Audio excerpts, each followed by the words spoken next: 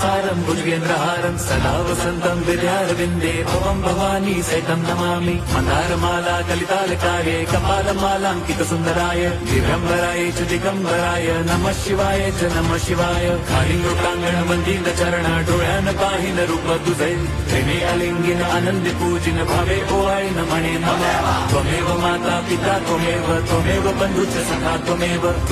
विद्या द्रवणं त्वमेव सर्वं मम देवदेव कायेन वाचा मनसेन्द्रियैर्वा बुद्ध्यात्मना वा प्रकृति स्वभावात् करोमि यद्यत् सकलं परस्मै नारायणायति समर्पयामि अच्युतं केशवं राम नारायणं कृष्णदामोदरं वासुदेवं हरिं श्रीधरं माधवं गोपी